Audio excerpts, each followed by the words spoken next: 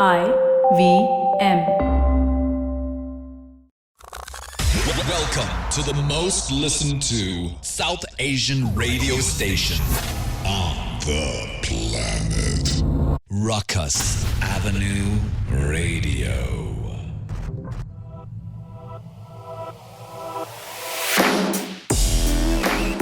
Hello, people of the world. This is Bipin Doshi from the IVM Podcast Network. We're India's premier podcasting network. We're so happy to be on Rukus Avenue Radio and hope to have you join us again every week at this time when we bring you segments from the best of our shows. Tune into the IVM Podcast app, website, or wherever you get your podcast to listen to the entire episodes.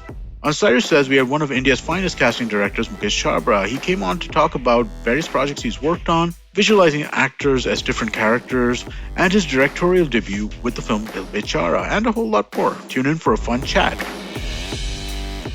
Yes! Victory! Victory! माफ कीजिए मुकेश, माफ कीजिए. No problem, brother. One more chance, एक और मौका sir जी. मेरे पास technology नहीं है. I'm somewhere in a village far away. Sorry, माफ कीजिए. I know you all are. Are you holidaying somewhere? You're not in Bombay. Sir, holiday के बाद कहाँ से आते हैं? You know we are under this tremendous pressure. सरकार की. But I keep seeing all the people are chilling in Maldives and Goa. I thought you might be chilling like them. Look at you right now. You might be chilling somewhere. जिनके पास कपड़ा भी नहीं है sir यार, this is just being, I mean, very cruel यार, cruel बात. Anyway, let's get back to your life. Sorry, I wanted to at least get that correct. So you had got you topped as actor. उसके बाद you started casting. I was helping a lot of filmmakers. Talk about Blue Umbrella, and then unfortunately. So then, there's Richie. I don't know if you know the director called Richie Mehta. He made Delhi Crime. Of course. So Gopal Tiwari is in it. But my closest friend, yeah. Yes, I cast him in Gopal. Yeah. So he was making his first film called Amal in Delhi, like in 2004. So the first film he made. So he said, "Chalo, let's start casting. So you should cast because you know a lot of actors." So that's how I started my casting journey with him, with Richie Mehta. Then Imtiaz called me to do Love Aajkal, first Love Aajkal. So then said, "Can you help me to find some Saif's friend?" Deepika's friend and some family member because a lot of their actors. I said, okay, let's do it. So it started like that, as an assistant director, helping all of them to karo. So slowly, the chiller party, then a lot of things happened. After Gangs of Wasseypur, then suddenly this hit me that I should take this job seriously. And Gangs of Wasseypur, I spent 1.5 years in casting and my life is fully changed and I became a professional casting director. Yeah. Sir, but इसमें एक सवाल है which I don't think has been answered कि आपने acting क्यों नहीं pursue किया? I'll tell you because I always wanted to get into direction. Acting because I did acting diploma because I wanted to join that company industry where so that was part of my. But you were best in the class. Yeah, because you know what you want, what you want to do in life. I always wanted to get into direction and be behind the camera. So I said, ठीक है, acting learn किया, course किया, वो मुझे बहुत casting में उसका बहुत help हुआ because I could audition people properly, I could understand the script, I could read the script. तो वो सब मुझे बहुत help हुआ. So मैंने कोशिश किया कि जब मैं assistant director भी था तो I was always handling casting and doing workshop with actors. So then I said कि यार actor तो नहीं बनना because my heart is telling me to get into direction. So that's how it's all I think by chance. When you think कि ये करना है तो यही होता है. तो ये क्या? So Mukesh bhai wanted to be a director. I happened acting by chance. Or ये casting director actually is because of luck in a sense. No, not. Because people were asking for help. Then suddenly I realized that no one is taking this job seriously in this country. Everybody because it's casting क्या होता है? Because like 15 years back किसी को बोलो casting का तो बोला casting क्या होता है? People used to laugh at us. क्या रे ये casting क्या होता है? हम ही कर लेंगे. हम जानते हैं स्कूल जानते हैं. And slowly, when I took the job seriously, after Gangs of Wasseypur, people actually understood what casting is. So then I realized that these people are not taking the job seriously and the ground is fully empty. I should just grab this opportunity and become a casting director. So I completely understood the space. I said, okay, kar lete hain. Then I continued doing it. So now I'm happily pursuing my career in casting. And then I also made my film. I said, usi bahane to film bhi ban gaya. We'll come to that, but लोग समझते नहीं, I think basically कि casting एक art या एक science भी होते हैं, which I think people have not understood. तो आपका कुछ process है? Does Mukesh have a process where he छोटी roles में अगर you have to search for actor with maybe just 5 lines, 1-2 scene. Where do you start? How do you have a bank?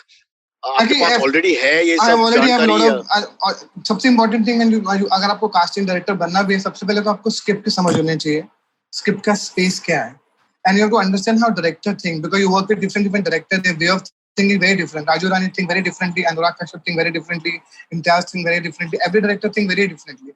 So first you need to understand कि आप किसके लिए काम कर रहे हो, then आपका स्क्रिप्ट कहाँ पे सेट है, फिल्म सेट इन गुजरात और पंजाब और मध्य प्रदेश और maybe Goa, you need to understand the atmosphere कि फिल्म कहाँ पे सेट है. Then you have to find local actor to get the correct feel. If you see Kai Poche, I went to Gujarat and found the local actor. When I did Gangs of Wasseypur, I went to Banaras and found local actor. When you did Love Sting Khurana, I went to Punjab and Man Marziya. So I think you have to first understand the space kya film ka, then understand the director, what kind of actor he might like. Anurag like different kind of actor, Imtiaz like different kind of actor. Understand कि उनके दिमाग में किस तरह के लोग fit हैं, how he sees his film. So then you make notes and then you look for the actor. So you go to all the theater group, you should know कि कहाँ पे कौन थिएटर कर रहा है. Every part of the country you should know कहाँ पे theatre कर रहा है. गोवा में कौन कर रहा है, गुजरात में कौन कर रहा है, एमपी में कौन कर रहा है, कौन सा एक्टिंग स्कूल है, कौन लोग वर्कशॉप कर रहे हैं, कौन कौन से टीचर है. तो आपकी नॉलेज जो इंक्रीज होना चाहिए, आपके सब जगह होना चाहिए. Then you make a full list of the character and then you sit with the director and take his brief ki what kind of actor he wants. Then you make a note, then you start auditioning for actors. Then you feel कि हाँ ये, और मैं कोशिश करता हूँ कि जितने भी छोटे छोटे रोल्स है ना उसमें ज्यादा इंटरेस्टिंग फेसेस को कास्ट करूँ, क्योंकि जितना छोटा रोल होगा उसका फेस इतना इंटरेस्टिंग होगा तो कैरेक्टर याद रहता है. Sometime people ignore, but I always say that casting जो है वो छोटे रोल से बनती है, बड़े रोल से कास्टिंग नहीं बनती है. जो छोटे छोटे रोल से माहौल बनता है उससे कास्टिंग बनती है. If you see Gangs of Wasseypur, there were 384 people. If you see Dangal, there were 400 people. If you see Kai Poche, 100 people. When you see Dangal, you see 400 people in that film. When you see Delhi Crime, there are 200 actors. So I always feel that casting जो है वो छोटे छोटे role से जो atmosphere बनता है उससे कास्टिंग करेक्ट बनती है. That's the process. और ये 400-300 लोग जो है कुल मिलके every single one you have cast. Everyone is my responsibility. Every single one. जो भी डायलॉग बोल रहा है स्क्रीन पे आके, even if saying one line, that is also part of casting director job, from lead to one liner. Everything part of the casting director. Sometimes, when sometimes director wants, like for Scam, Hansal Mehta wanted me to also do this small feature, interesting faces, जो all this, जो stock market के अंदर लोग हैं, he wanted me to cast that also, so they should look authentic and real. So you have to go in that detailing, you have to research and find the people, what kind of people you see in those places. तो ये सब आपको करना पड़ता है. बहुत महंगा proposition है सर जी, बिकॉज अगर आपको नॉर्थ साउथ ईस्ट वेस्ट जाना पड़ेगा, छोटे छोटे गांव के अंदर जाना पड़ेगा, स्टॉक मार्केट के अंदर जाना पड़ेगा. I mean there is a lot of legwork involved in all this. Yeah, very legwork involved, and observation involved, memory involved. To get the people, convince them to do this small part. There are so many aspects also part of it, and you make sure they act perfectly. They're acting, उसकी acting पे काम करना पड़ेगा, scene work में काम करनेगा, तो performance का level correct हो, show के हिसाब से, film के हिसाब से, mood correct हो, तो सब पे भी काम करना पड़ता है. You have to do the workshop also before you cast the actor. अच्छा, बट कामयाबी और सफलता का एक और प्राइस भी होते हैं, that is I think people will now pressurise Mukesh. तो tell us a couple of stories जहां पे लोग डेस्परेशन में, बिकॉज़ इंडिया में बहुत डेस्परेशन है, आई थिंक बॉलीवुड की लाइन में या वेब सीरीज की लाइंस में, where people are pressurising you. How do you deal with that कि सर मुझे एक चांस दे दो, मुझे एक मौका दे दो, ये मेरी पिक्चर है, ये मेरे ऑडिशन. ये बहुत I feel very very sad when this, and it happened with all the casting directors and all the people who are working. So many hopes, people come and touch your feet and they treat you like a god. I always say that, listen, I'm just doing my job. Don't treat me like I'm a god. I'm just doing my job because director, producers are paying me to do my job well. So if I think कि मैं कुछ कर पाऊंगा, because if you're sitting out with your parents and eating out, they'll come and show you their audition. If you meet them in lift, you go wherever, they start showing you their audition on phone. तो थोड़ा सा awkward हो जाता है, but I understand the problem because I completely understand, because we have less work and we have so many talented people. तो मैं कोशिश करता हूँ, लेकिन ये थोड़ा सा difficult होता है, but I understand the problem. I don't feel bad. I don't get irritated, don't get angry. I always say that because whatever I am today, all because of the new actors. So I'm not here because of the all-stars. I'm only here because of the new talented people. But जवाब क्या होगा सही? Is there a सही जवाब?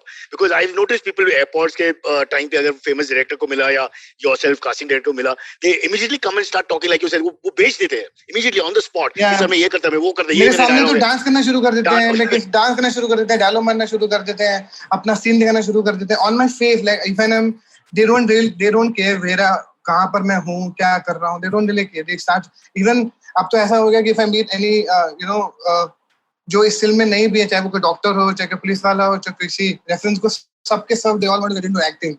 So yeah, so I always say that, listen, if I find something nice for you, because I always say that actor अच्छा है बुरा नहीं होता, actor होता है, you have to cast them correct.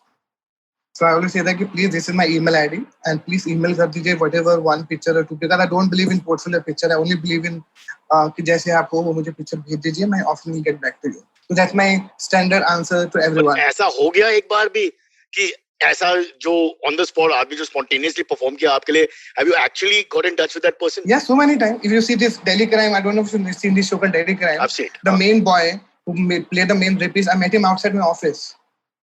I said, come here, you act. He said, I act. I said, the audition there. So he gave audition in 2 minutes. After 3 minutes, I said, okay, yes, you're doing the part. So it happened many times. Yeah, it's the kid called But is चिल्लर party में एक लड़का था फटका. I don't know if you remember the film called फटका. He तो वो street उसको मैंने लोखंड वाला रेड लाइट पे देखा था. He was doing a wheelie. So I followed that kid. I said, अरे इसको पकड़ो. तुम उसके घर पे गया. उसकी मम्मी her mother thought मैं किसी बच्चे उठाने वाला आदमी हूँ. So that time casting director कौन होता है? 10 साल पहले. So उसको मैंने कन्विंस किया, बेटा तू really अच्छे करता है, तेरा फेस बहुत करेक्ट है. तो उसके साथ 4-5 दिन मैंने अपने उसको ऑफिस में रखा, उसके साथ वर्कशॉप किया. Then I did चिल्लर party and I got 2 national awards for the film. I think this question will be asked of you a lot now कि because आपने अभी एक stature पे आ गया, एक position पे आ गया, probably the biggest guy in the casting business. तो future में is there anything आपके wish list होगा, आपके खुद का wish list होगा? Who would you like to work with? What project would you like to make? See, as a casting director, though, I am glad that I work with almost every big director in this country, but I still want to work with Zoya Akhtar. I still think that I want to work with Zoya because I really, really, really love her films. So, and as a director, I want to make my next film, and I've already thought of who to cast. So that's the plan is going on. And in terms of casting, I want to open at least one office in every state, in every city, so that I can get more talent and I can find more new talent. Right now, I have offices in Delhi, Chandigarh, Lucknow, now in Bhopal. So I want more offices to get so that I can bring more talent to this industry. Wow. और कोई foreign project है? कोई Hollywood के साथ project है आपके mind में? या actors, या artists, या producers, directors? Yeah, I want to work with Martin Scorsese. I want to work with all the great filmmakers. Woody Allen. I want to work with everyone. Yeah, they are great filmmakers. Okay, I wish. Kabhi. Mukesh, let's concentrate on directing for 2 minutes because अभी casting director, I think also casting director की अवतार में I think everybody knows you as that first. But you're very much when you're saying कि बचपन की अगर सोच है, you actually began thinking about being a director. That was the main thing. Yeah. So deep down as an artist, that is what you really want to do. But you've not done as many directorial features as perhaps you should have because you're so busy with the casting directing. तो आगे क्या होगा? Is there some huge? I think I always took it when I was doing casting. So I was literally also grooming myself as a director because I was only auditioning actor, meeting all the great filmmakers, learning from them, understanding from them, spending time with all the big filmmakers as a casting director. You're learning so much. I'm spending time with Raju Rani, with Anurag Kashyap, with Vishal Bhardwaj, Imtiaz Ali, Nitesh Tiwari. So आप सबके साथ time spend करते. I was always learning, gaining as much as I can. So मुझे जब भी time right होता है, you always जब casting में इतना popular हो गया तो ऐसा so let me just do this and do this job perfectly. Now when I did Dil Bechara, I want to do more films. So I think जब time आएगा, तो I will now get into the sec. But I don't want to leave casting. So I'll figuring out कि कब अपने next film बनाऊँ so that I can take a break from casting and make my film and come back to casting. So I'm just finding a right time.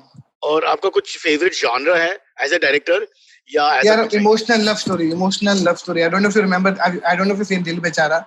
It's all about two cancer patients. So I think it's all about emotional love story. I don't think I can make action film. I can make comedy film. I don't know. I only know one genre. The great performances and just emotional story. Maybe about relationship. Maybe not love story. Father and son. Okay. Mukesh, can we play a small game? Yeah. A small game. I will give the name of the artist, your actor, your actress, और आप तुरंत बताओ कि where will you cast this person? Yeah. Without thinking, huh? Okay. It's a tough game, but ठीक है. Just spontaneously जो आपके मन में आ गया तो. But any film or random film? film का जो reference है वो भी ठीक है यार. Genre like romance, like you said, emotional. Yeah. Okay. Yeah. ठीक है. And we are starting this game with India's #1 casting director, also one of our top directors. And the game is called कहाँ पे डाल दो साले? No, I'm just kidding. Okay, first Sanjay Dutt. Mahabharat. May I ask कौन सा role? I want to give him Arjun. Wow. It's a little bit on the older side, but फिर भी Yeah. Are you thinking ki the younger Sanjay Dutt or even now? Even now. Wow. So interesting करते हैं ना, let's surprise people. Fair enough. चलो ठीक है. Salman Khan, I think. Salman Khan तो evergreen प्रेम है. He can remain Prem for the rest of his life. नहीं यार, वो तो हो गया अभी कितने बार प्रेम. So I think Salman bhai, to be very very कुछ सोचना पड़ेगा. He's done great film. I just want to surprise people कि तो कैसे लोग में कास्ट करना है. बजरंगी भाईजान. No, I just want to make. No, Bajrangi भाईजान he's done ना. I only done it. And वो exactly, हाँ. So he should play a villain. I just want him to see playing a completely opposite of his personality. I just want him to play completely villain. Completely negative because he never played a negative part, like a full-on negative character. That's what I want. Because he's been praised for तब से I didn't know Prem from many back, but now he's been Prem now. ठीक है. Let's go with Hrithik Roshan. Hrithik Roshan, I would cast him in Ravan as Ravan. But again, in Ravan, in Ramayan as Ravan. As Ravan, very interesting. Oh, सब almost opposite. सोच का pattern मेरा हमेशा opposite चलता है, इसको regular नहीं चलता. Surprise. When Pankaj Tripathi was doing Chiller Party, he was doing comedy. So in Gangs of Wasseypura gave him a main villain का part. So I just like to surprise people. I always think an actor can play all the parts. So we should surprise everyone. तो आपको ये gut feeling होते हैं इसमें या you actually know Intuition. ठीक है. Let's go to younger generation. What about Ranveer Singh? Ranveer Singh, I would want him to play Prem in Maine Pyar Kiya. High energy Prem. Even more energy Prem. More energetic than Salman bhai. He's fully energetic how he is. तो ये remakes के बारे में आपका क्या सोच विचार है? There is one side के कहते हैं कि never touch say a दीवार या रशोले, and there's another side which says कि for this generation you have to redo. I think Hollywood में वैसा ही होता है. And I am okay. मैं खुद भी remake बनाया है. मैंने भी Fault in Our Stars का remake बनाया. तो I am fully supporting of remake. I just think कि सबकी अपनी voice होती है. You can recreate the same magic. Maybe sometimes you don't. It's okay to remake. I still love remakes. There's so many filmmakers are still making remakes and they're doing so well in life. It's fine. I just want कि that film अच्छी होनी चाहिए. वो remake हो या adaptation हो या inspired हो, film अच्छी होनी चाहिए. I just say that. ठीक है. Before we take a break, Mukesh sir, एक बात. Is Mukesh Chhabra more the teacher, the casting director, the director, या the creator who will put together a full film? What do you? I think I'm more like a teacher because I do teaching is my profession. Workshop is my first job. Then I always say that casting director, then director, and then motivator. I think teaching is my first job. I like teaching more. And Abhi, you've done a lot of NGO work as well, no? For free in terms of teaching. I still do it because I just want. See, I always feel that if NGO में a lot of children, जिनके पास creatively करने के लिए कुछ नहीं होता. So I just go there and do some plays with them. उनका play अपने किड के फेस्टिवल में बुलाता हूँ. तो मैं बहुत सारे बच्चों के इकट्ठा करके I keep doing plays with them because that's my happiness. That's give me more because my NSG में भी था तो मैं बच्चों के साथ ही काम करता था. मैं NGO में चाहे वो इस्लाम वाला ट्रस्ट है, चाहे कोई नन्ही दुनिया है, चाहे वो तितलियां हैं, all the breathing space. I work with everyone. I always feel that कि उन बच्चों के लिए creative बनाने के लिए कोई कुछ भी नहीं है. अगर मैं जाके 2 घंटे जाके उनके साथ प्ले कर सकता हूँ, रोज 2 घंटा जाके टाइम स्पेंड कर सकता हूँ, it's a great thing because if you can't support them financially much, but at least you can support them creatively. So that's what I do. I love working with kids. इन बच्चों में से किसी का launch भी हुआ? बहुत सारे बच्चों का, ऐसे बहुत सारे बच्चों का. अब if you see Super 30, all the kids were from NGOs. All the 30 kids you see with Hrithik in the Super 30, they were all from NGO. That you can see the poster right behind. All the kids, they were all from NGO. There was an NGO in Bihar. I went to all the different NGOs. I found those kids from there. Everyone from, because I wanted they should look authentic and real. So that's why I went to all the NGOs. They were all from actual NGOs. Quite interesting, Mr. Mukesh Chhabra, philanthropist, artist, and humanitarian, and above all, creative man. You can catch the full episode on the IVM app, website, YouTube, and across all audio platforms where you might listen to podcasts. Remember, Cyrus Says goes live on YouTube every morning at 10 a.m. Indian Standard Time, so make sure you subscribe to our YouTube channel, IVM Podcast, as well. It's time for a break, and we'll be right back. Hi, I'm Zarina Poonawalla, host of the Empowering Series podcast on the IVM network. I happen to be a peak performance coach and leadership coach by profession, and I'm here to share with you productivity tools, life-altering techniques, and real-life hacks to help you achieve your maximum potential in everything you do, your relationships, professions, careers.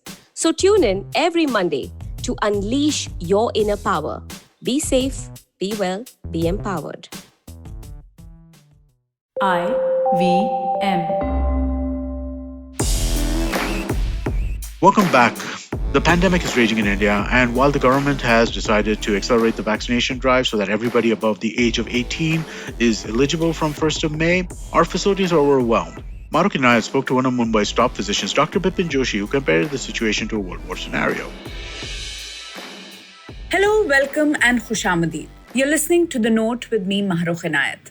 First of all, my apologies for not having been around and not talking to you and communicating with you for the past 3 weeks.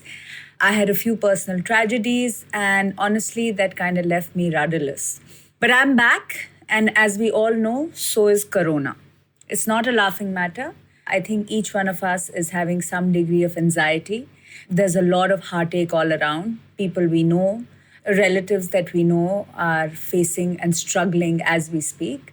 So this week on The Note, I decided to speak to a sane medical voice. And I decided to ask all the questions that we've been asking for the past 1 year. There's nothing new in this note in terms of the questions that I ask. But somehow I felt when I was putting these questions together, I realized that I wanted to hear the answers all over again. Because the human mind is such that we get complacent and we forget good advice. So this particular episode of The Note is sane, good medical advice. I urge all of you to hear this. We have to fight Corona, and let's fight it together. On this episode of The Note with me is Dr. Bipin Doshi. He's been a physician for the past 45 years. He calls himself a clinician because he says, I started out when there weren't enough medical instruments, the kind you have these days. Dr. Doshi, thank you so much for joining me on such short notice and at a time when we are well and truly into what seems to be a more virulent wave of COVID-19. The Chief Minister has spoken. There's going to be a complete lockdown for the next 15 days, Section 144 imposed. A lot of questions. I've been talking to a lot of people and I told them that I'll be speaking with you on The Note. And all my friends, people on social media send me questions which I'm going to ask you. Dr. Doshi, I'm going to start with my first question. How is this COVID wave different from the first wave that we saw last year? First, let me start with the positive note. Last year, we were not well equipped.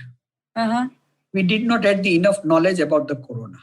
We did not have PPE kits, enough gloves, enough oximeters, or let's say vaccine was far beyond our imagination. The second wave is definitely something which we are worried about. Our past experience, I'm sure we'll be able to come over this crisis and will definitely succeed in having a victory over this. Let me put this is a third world war. The third world war is what you call it. I hope those are positive organisms. Obviously, the second wave is definitely to be worried about. The first thing is that it's a mutant virus. Second thing, this virus is a bit of more virulence. That means it spreads faster than what it was spreading in last wave. And it reaches the lung very fast compared to what was happening the last time. And the third thing, even the youngsters and the teenagers, and especially the children are also getting affected. So yes, these are something which we are worried about. But yes, the standard treatment, what was prescribed in first wave, always remains the same. So the treatment remains the same, but you're definitely seeing a mutation. Does that mean that the virus can over time mutate all over again and we'll see more variants? See, I know coronavirus, the name of coronavirus, since the time I was learning medicine, say 50 years back. So corona is not a new word for me. Coronavirus means it is a virus which causes common cold. But this virus we have been facing for years together. COVID-19 is a mutant virus of the same coronavirus, which has never been encountered by the human race. And we do not have the immunological resistance to this particular kind of virus. And that's why it is to be worried about. And yes, if you see, there may be more than 500 mutant viruses of corona as on today. But all of them may not be so virulent. Okay. This time the mutant virus which we are seeing is probably the virus which we consider to be UK virus, the variant of South Africa and Brazil, and few more. Unfortunately, these viruses may not bypass your RT-PCR. That means you may not be detected, though you may be having COVID. Oh, that's another worry, Dr. Doshi. But I want to ask you, in January and February, we started seeing levels going down in terms of the infection. And then we have seen a spike again in March. Was this not anticipated? Was this wave not anticipated? See, basically, I'll tell you, even best developed country had never anticipated. They thought that second wave might come. But they never thought that mutation will occur like this and so fast it would occur. So, ultimately we have to believe in scientific data. Right. Government will be guided only by the scientific data. And whatever scientific data was available, say in the month of November to probably end of January, was not good enough to show us that such a large or such a dreadful disease would again come back. So yes, during that time, we were lax. Our policy paralysis was there. I wouldn't use the word policy paralysis, but the laxity. Okay, now you allow the people to go to the mall or start the train and all that happened. But I wouldn't blame anybody. Ultimately, everybody has to rely on the scientific data available. Right. So, Dr. Doshi, you say that there is a mutant, right? Which is far more virulent this time. What are the symptoms? Are the symptoms the same? You're saying the medication, line of medication pretty much remains the same. But are the symptoms the same this time? Because obviously it's affecting younger people like you mentioned. See, basically, in the first wave, it was the respiratory symptoms. Right. Cough, cold, breathlessness, shortness of breath. They were the common symptoms. The same symptoms do persist. Obviously, the major symptom is a fever.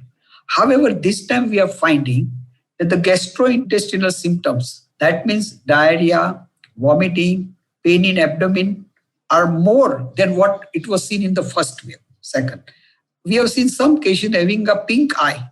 And from pink eye, you can diagnose that patient is going to have a COVID.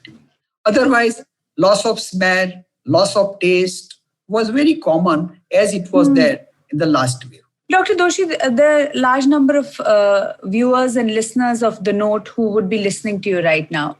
What is the best pandemic protocol that all of us need to follow? Okay. I usually call this the factor 9. Okay. People can remember factor 9. The most important is isolation. Second, right mask. Not only the mask, but the right type of the mask. 3-layer or 3-filter mask is the best mask that you should wear. Third thing is a social distancing. Keep as much social distancing as you can. And the hand wash. These are the 4 major things which I advise, which was also there in our first wave. Apart from that, there are certain important things which we have seen. Car travel. You travel in a car with a person who is infected, and just within 15 days, you will get the COVID. Air travel. Whether you are in a business class or you are in economic class, if even there is 1 or 2 persons traveling with you for more than 3 hours, you are likely to get it. The third very important thing is your lift. Because lift is something which can really cause very bad effect. If you are there in the lift for more than 3 or 4 minutes, it's good enough to get contaminated. The fourth thing is a crowded places as usual. And the fifth thing, which is very important, which I want to tell you, all your crowd, who may be working in a cabin, in a closed office place. And if it is not more than 500 to 1,000, more than 500 square feet, it is very likely that you will infect all the people sitting with you in that closed premises. Because we usually use air condition, there is no fresh air. So these 9 things are very important. I think you put it very well, Dr. Doshi. Factor 9 is something that we are going to remember, and I hope all our listeners and watchers are also listening to this. Do catch the entire episode on the IVM app, website, or wherever you get your podcasts from. On the Habit Coach, Ashdin Doctor talks about the coping mechanisms used by people during the Blitz, a German bombing campaign against the United Kingdom during World War II. He tries to draw parallels given the current situation and hopes that we get the strength to carry on. Hello and welcome to the Habit Coach podcast, the bite-sized podcast filled with quick and easy actionable habits. Remember, great habits create that awesome life. I am Ashdin Doctor, your habit coach. And today's fun fact of the day has to do with the Keep Calm and Carry On posters. Did you know that the Keep Calm and Carry On poster was never really used by the British? It was never seen by the public. And if you don't know what I'm talking about, it is this red poster with a crown right on the top and the words Keep Calm and Carry On written in red. This has become a British icon. It has been picked up by pop culture and used all over the place. This poster originally started way back when in 1939, but has become famous only recently. Just ahead of World War II reaching the British shores, the government made a number of such posters to raise morale and prepare the people for war. The horrors that awaited the British people were just inconceivable at the time. From 1939 to 1945, so many years, bombs were repeatedly dropped on the major cities of Britain. The most well-known of which is called the Blitz, where Germany bombed London, the capital, for 1 year. The bombings continued every single night for a year. The sheer trauma of over 300 tons of bombs exploding every single night all over you. I want you to picture this for a moment. The sun has set. You've just finished your supper or dinner. You're in the living room with your family and the radio's on. Suddenly the night is pierced with the sound of an air raid siren.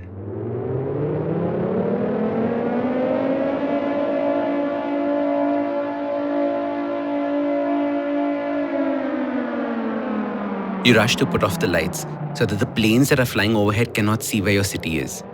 You and your family hide under the table and wait. Silence is all around. A child somewhere is scared and crying. Then the bombers are now overhead. The sound of the engines make the cabinets in your home shake. And then you hear it. The first bomb drops. A whistling sound followed by that large explosion.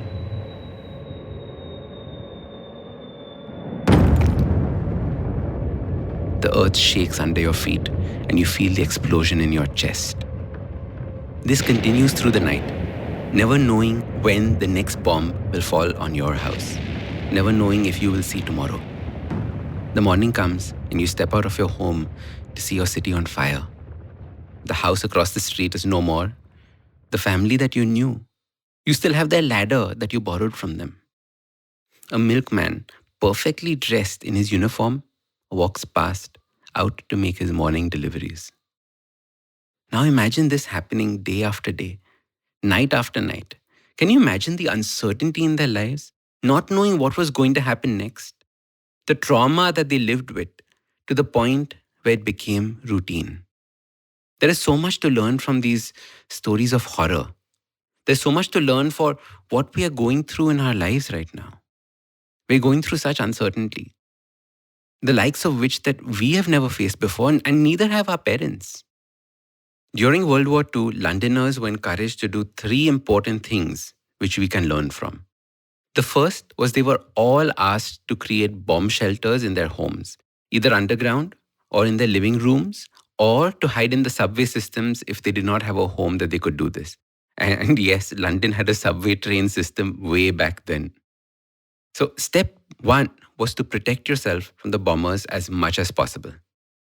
The second was to use whatever possible garden or land that you had to grow food and keep chickens. In a time of uncertainty, the garden gave support to the family. But more importantly, it gave the hope of a future.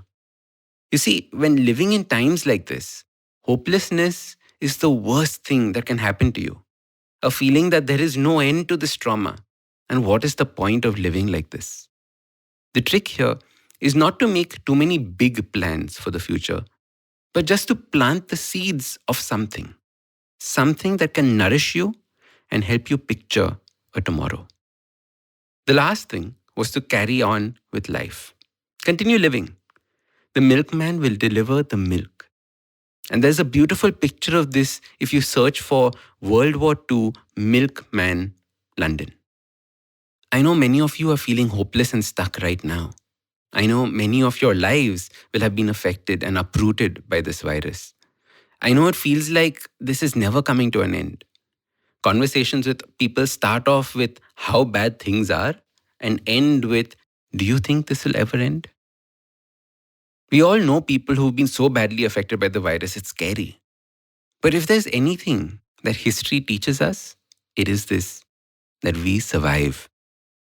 Through the many untold horrors that have existed in human history, we survive. As your habit coach, I want you to know that you are not alone in this.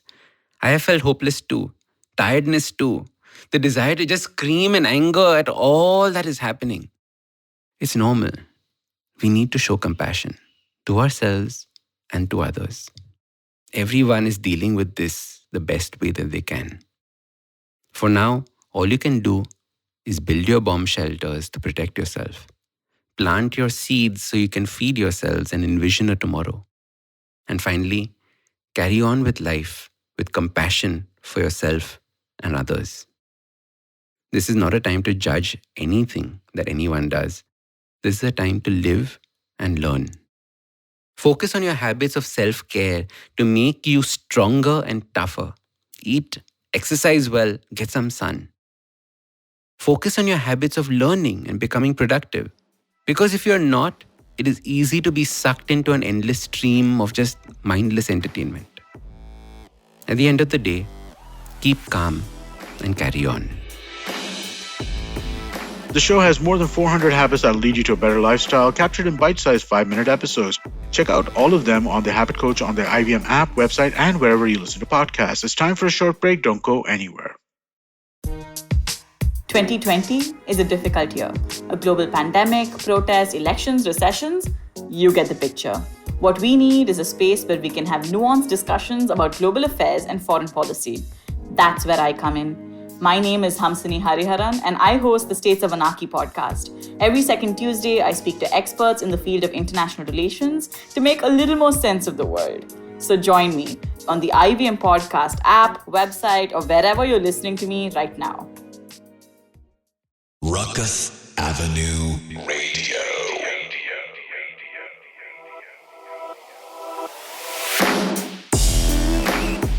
Next up, we have Dr. Daniel Markey of the Johns Hopkins School of Advanced International Studies, who joins Hamsini Hariharan on States of Anarchy to discuss the Quad, U.S. policy towards China, and what the withdrawal of troops from Afghanistan will mean for U.S.-India relations.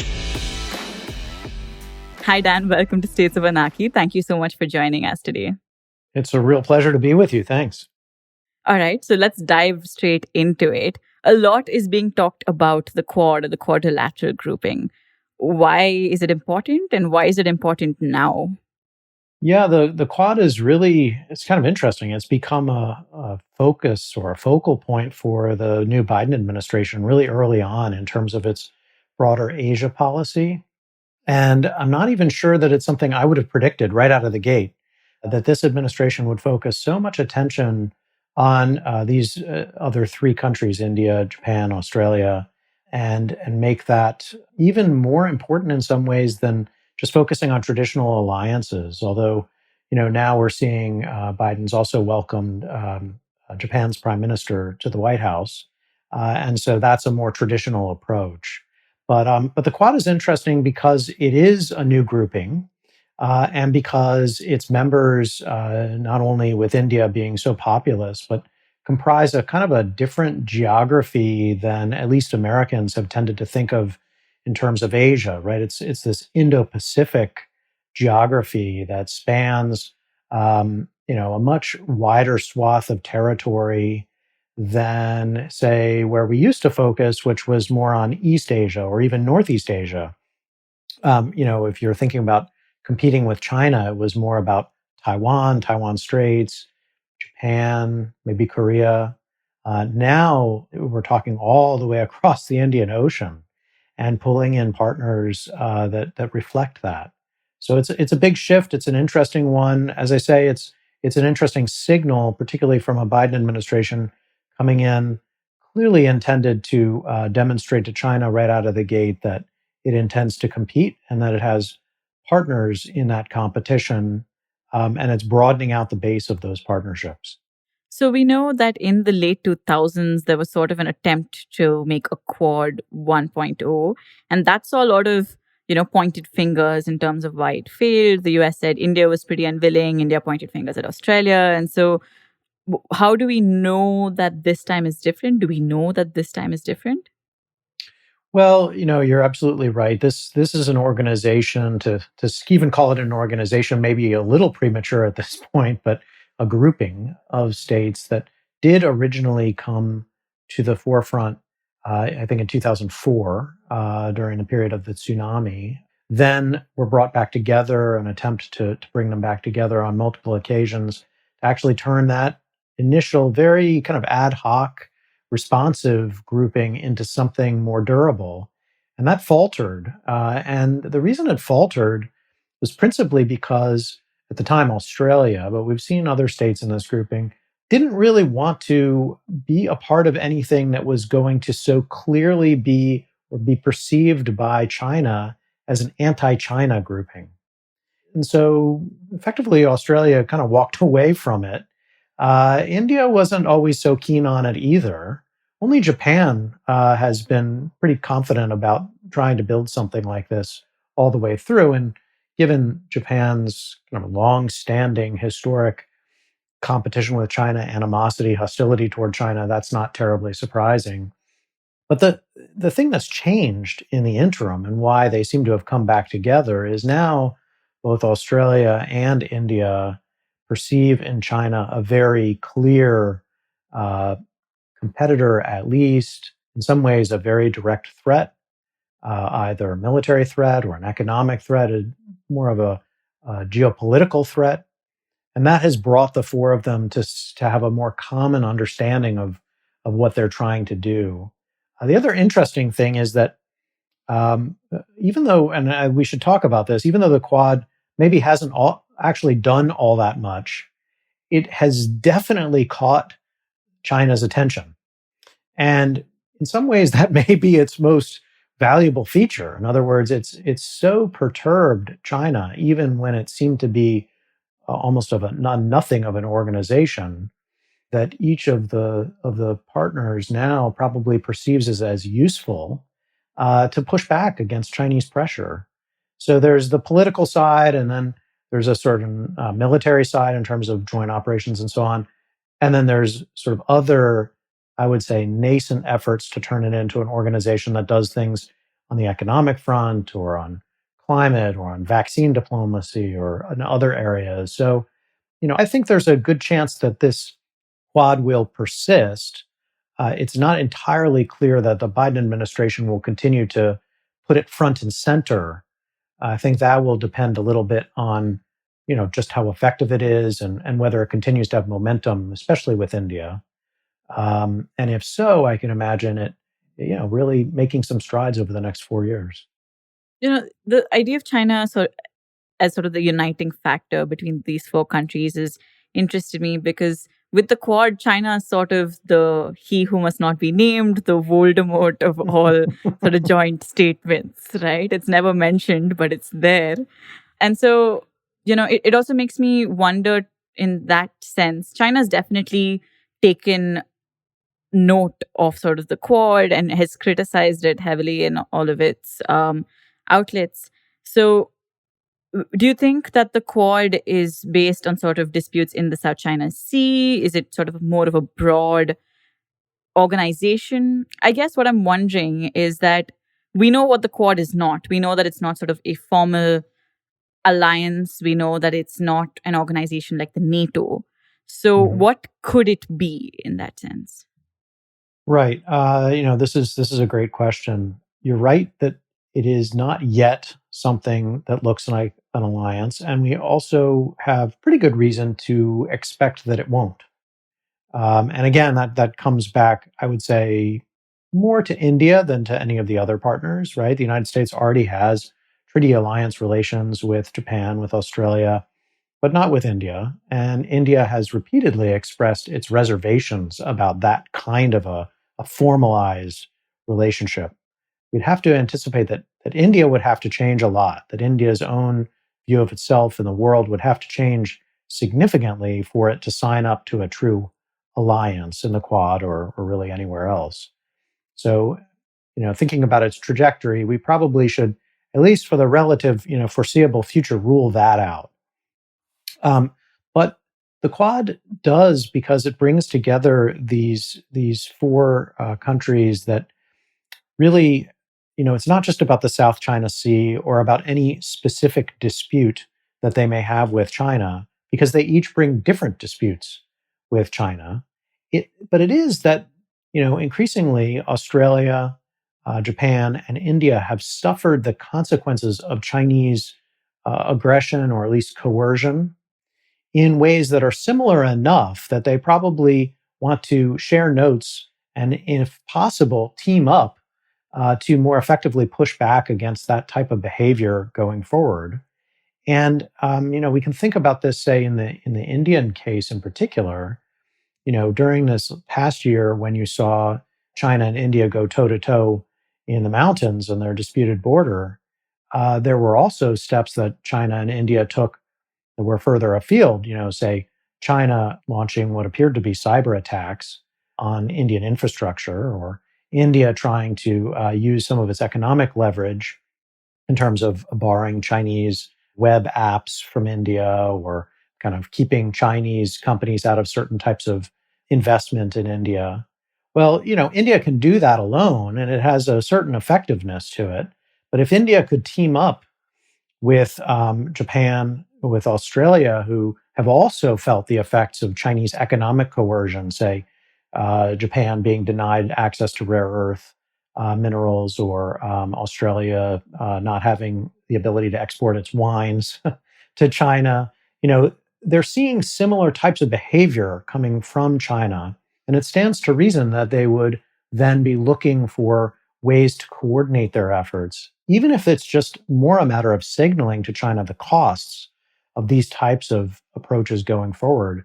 That in itself could be quite useful. And, to the extent that the United States in the Biden administration wants to show that it is now eager to reassume a kind of a mantle of global leadership in ways the Trump administration seemed not so eager to do, the Quad is another venue for it to do so.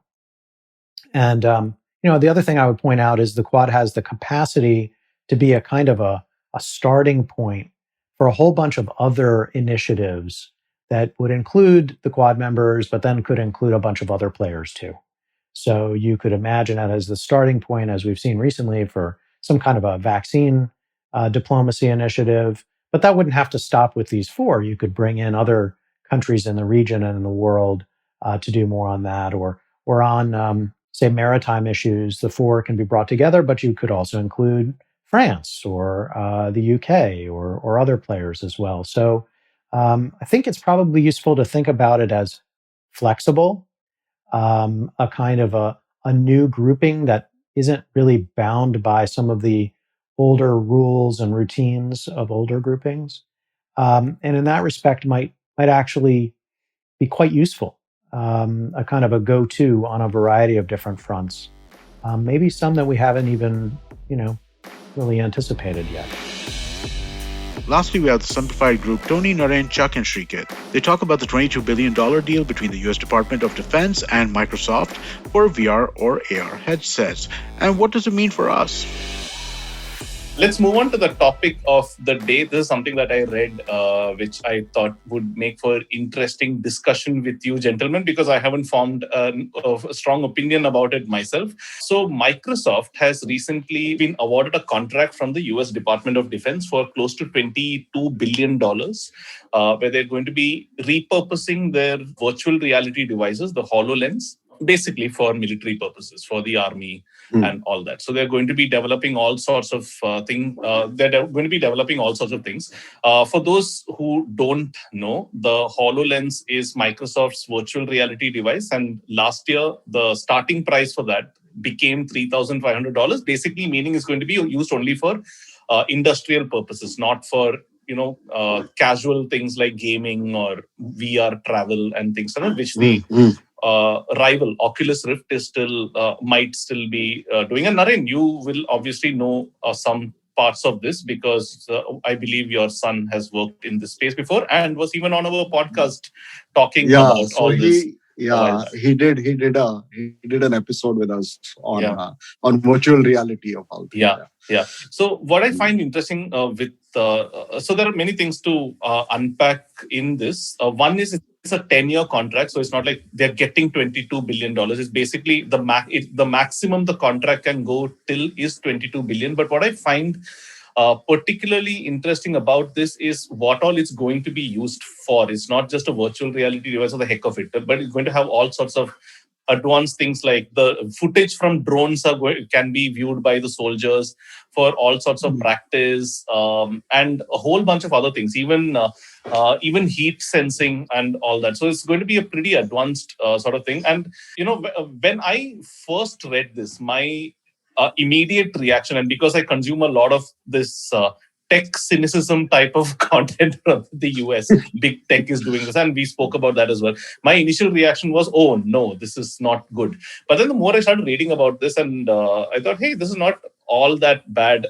This is not all that bad a thing, because a lot of consumer tech might end up coming out as a result of this. Indeed, a lot of great technology that we use today has had its origins in the US Department of Defense, NASA, government-funded programs, basically. And I have a whole list of that which we'll go through. Like the internet itself which kind of makes me think, hey... ARPANET. Yeah. The internet itself, that's the biggest... the internet itself. Yeah. DARPANET, yeah. DARPANET. So, and a whole bunch of other things like GPS, even the sneaker soles have, the material that was used initially was used by the US, Gorilla Glass on your phones, a whole bunch of applications, including breakfast cereal or something, kids cereal or something. Closer to home, the calipers that APJ Abdul Kalam's, the space listing, the carbon calipers that they developed, which were lighter versions of the Jaipur foot. Yeah. Oh, wow. I did not know that. Yeah, so this is basically, they were developing very super light carbon material for the spacecrafts and stuff like that. And they discovered, and APJ Abdul Kalam actually saw that could have, and he saw a kid with a Jaipur foot, which is super heavy, a kid literally dragging it across. And then they kind of used the cross application and developed casts and like prosthetics, which were super light based on that carbon fiber. Yeah. So that's closer to home Indian example of military applications. So there's not so much to discuss about this itself because there's not so many details that have come out. But one thing I found very interesting, and Srikeit, this will interest us because we have spent the Trump years worrying about any invention that happens or anything that gets picked up by a government body from big tech. We are like, holy shit, what's going to happen as a result of this? And big tech has always flirted with the military in the sense there are lots of deals and stuff that happens, and it's always been punctuated with employee outrage, right? So there was this project that Google had a couple of years back called Project Maven, where they were using artificial intelligence to use drone footage to, I guess, identify the areas or people or whatever it is. And that was using Google's AI. And a lot of Google's employees protested against that, saying that we should not be in the business of war. It was obviously a polarizing issue because military is needed to some extent, but at the same time, look at who the commander-in-chief is, that sort of thing. And it was the same thing for a whole lot of other cases as well. Like Google did not pitch for this huge Pentagon project called Project Jedi, JEDI. I forget what the expansion of that was, but again, US military based. And because they said we don't want to, because of employee welfare, employee concerns, we're not pitching for this. And finally, Microsoft ended up winning that, although Amazon is disputing that in court as well. So basically, all big tech players are in on this game. What I found interesting is this news came out sometime last week, and nobody seems to care. Nobody has made a peep about this. Either it has not been picked up, or everybody's like, yeah, but the nuclear codes are in a sane but guy's the employees hands have right protested, now, so it's really okay. Have they? I haven't actually. I actually searched a lot for this, and my guess is maybe it started in this and this not come out yet. I would be very surprised if there is no protest over this. I don't know. I saw something that said we did not sign up to develop weapons and we demand a say in how our work is used and stuff like that. A letter was written, a strongly worded letter has been sent internally and stuff like that. Yeah, strongly worded letter has been sent. So that's the thing. I've been thinking about this. So like I said, my default reaction to these things were, holy shit, what's going to happen? But then I think back, like I rewind back to 5 decades ago. And at that point of time, it must have been pretty futuristic and scary to think about connecting computers to each other. And if work had stopped at that point of time, we may not have had the internet today, which, to be honest, does not seem like all that bad a thing given all the negative externalities. But yeah, that's I wanted to put it out there. I don't have a solid point of view on this either. And while I want to remain optimistic, you gentlemen have in the past tempered my optimism. So please go ahead. So one thing, Go ahead, Naren. so one thing I read recently is that military approach to war is changing from single system things like an aircraft carrier or a plane or a missile to something called a kill chain. Okay, so the kill chain is a whole bunch of things that you need in order to hit the enemy, and now that's basically more decentralized. They're looking at more decentralized things. So drones, artificial intelligence, smart sensors, smart bombs. So there's something called a smart bomb, I gather, where you just punch in the coordinates and you press the button and then it goes, and let's say you want to hit some location in China, but it doesn't go from the US to China. It goes Suez via, Canal. I don't know, Venezuela and some in 3-4 places, and then it'll go on land. Suez Canal. So they make it very, very difficult first to target, like trace and intercept, and the second is to, once the thing is hit, also for the enemy to work out where it came from. So all these kind of things. So that has and then people feel that is one of the reasons behind China's newfound belligerence. So for all these years, China, despite being China, was very, very docile. Right before 11, it was really docile. It didn't want to. And now it has become belligerent. It's taking cudgels again. That's because it is no longer afraid of American military might, because it has the wherewithal to hurt America. So it's quite confident that America will never attack China directly. Wow. Because the consequences they can hit the United States really badly as well. A small deviation from this, another form of military, another military tactic that I heard of is just playing engineering college lectures to your opponents via speakers, and then they will all fall asleep, and then you come and kill them. This is called military by drone. Started in 2016 as a creative outlet, Simplified now has over 200 episodes. Catch them on the IVM app, website, or all the other podcasting platforms with more explainers. That's all for now, folks. Just wanted to add that the IPL season is on, and we go live every morning on our YouTube channel at 9:15 with a Hindi show called Khel Niti to discuss the highlights of the previous match and to look forward to what's going on next. The show is hosted by Rajiv Mishra, and Sabah Karim, the ex-India wicketkeeper, is the co-host. And for our English-speaking audience, we have the Edges and Sledges podcast. Do check them out. We hope you like what you heard. Explore our website, ivmpodcast.com, for more amazing shows. And don't forget to follow us on social media. We're IVM Podcast on Twitter, Facebook, and Instagram. Thanks so much for joining. Rukus Avenue Radio.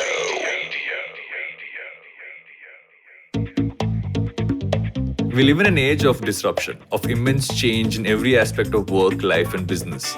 But is the old way of doing things truly dead? And are we ever going to stop saying the new normal? Join me, Varun Dugirala, on Advertising is Dead every Tuesday as I talk to entrepreneurs, leaders, creators, and change makers from across business, media, marketing, and beyond to dig a little deeper into how we got here, what we're doing now, and where we're headed. You can catch all the episodes of Advertising is Dead on the IVM Podcast website, app, or wherever you get your podcast from. IVM.